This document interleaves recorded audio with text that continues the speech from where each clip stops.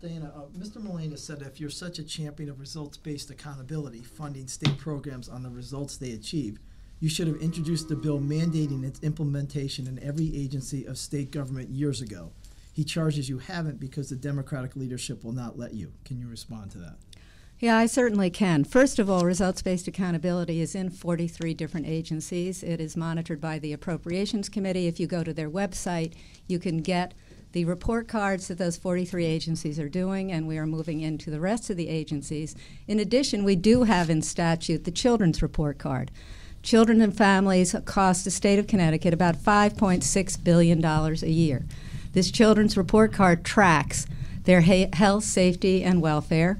We look at our Connecticut children in safe homes. Are they healthy? Are they in a stable living environment? And what kind of education are they getting? And we have all that data done, and we are now drilling down into programs so that we can say which programs are working and which aren't. And actually, Joe, I was just invited to Ireland, all expenses paid by the Irish Parliament, for me to tell them how we have been able to do what we've been able to do in the state of Connecticut. Right now in Ireland, a child has to wait 4 years to get an eye exam. I can tell you in the state of Connecticut exactly what we're doing with low birth weight babies, exactly how long it takes a child to get an eye exam, because we have data-informed decision-making on the Children's Committee with the Children's Report Card, and we are moving forward with that results-based accountability throughout our government. I didn't put it in statute for the entire government because we already had performance-based budgeting in statute and we were not following it. We were simply ignoring it.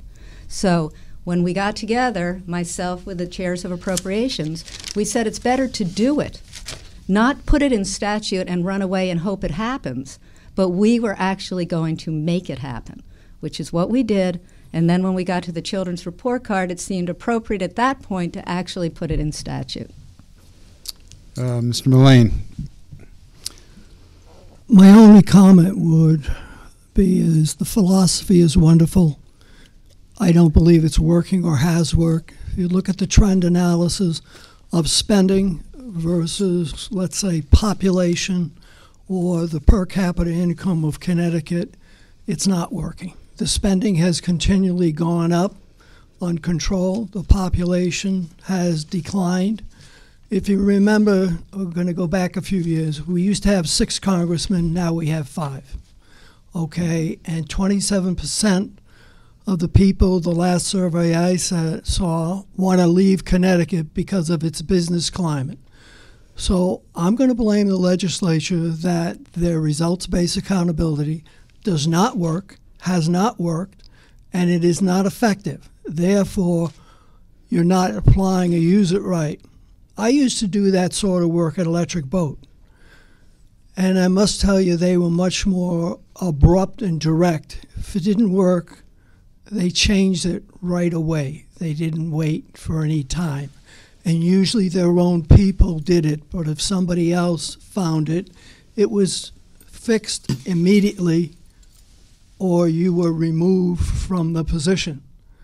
Okay, and I don't believe it is working. It's a nice story that Diana's telling, but the trend analysis of Connecticut, where we're at now, understand we're in the biggest financial crisis we've ever had. The state is broke. It can't afford to do anything.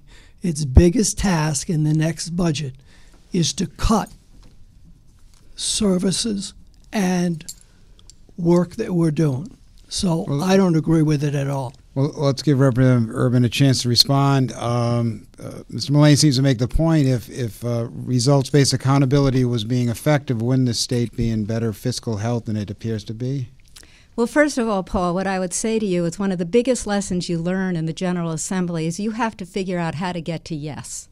You're not dealing with one person. You're not dealing with 3 people. You're dealing with 186 different personalities, and you have to see how do we get to yes. I would tell you on my committee, I'm chair of the Committee on Children, all my bills come out unanimously. Why? Because I figured out we need to talk across the aisle and we need to get to yes. As far as results-based accountability, we cut $20 million from early reading success because the program wasn't working. We just cut a couple of $1 million from teen pregnancy because the program wasn't working. We have reallocated resources in restraint and seclusion. Nobody knew that we had 35,000 incidences of restraint and seclusion in your schools in Connecticut until my committee and the Children's Report Card said, we want the data. Now we are dealing with that issue. We are making it better for children who are now not being put in closets with no windows and the doors shut. And we are training our faculty to deal with these restraint and seclusion in a way that it's meant to be dealt with. As far as people leaving Connecticut, I'm not sure where Nick is getting his information. But Dan Haar just wrote an article for the Hartford Business section where people from 30 to 45 are returning to Connecticut. They're returning to Connecticut because of our high-tech abilities, because of the incredible educational institutions that we have here. And I would say to you, because I'm very happy, my own son, who is an attorney in Washington, D.C., is returning to Connecticut.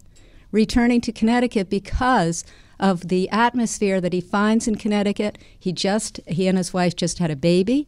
They want a place where they feel they have the Mystic Seaport, the shore, the mountains, the hiking, the educational institutes, Hartford, New Haven, Stanford, all these business centers, close proximity to Providence, Boston, and New York City. He's coming back.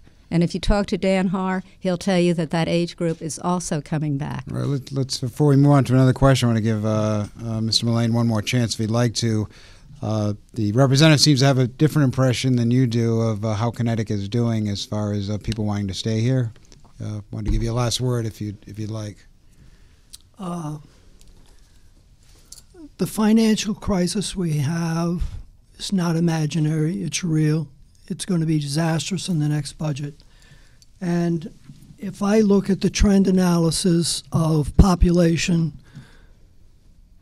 the population growth is minimal as compared to the per capita growth income as compared to the expenditures. And the Yankee Institute has done a survey on that, and the lines are disastrous in regard to going all the wrong way. And losing a congressman was a significant thing, okay? And I don't agree with what Diane is saying. I have 3 children that now all of them live out of state. One in Washington, D.C., one in New York City, one just moved from Groton to Westerly.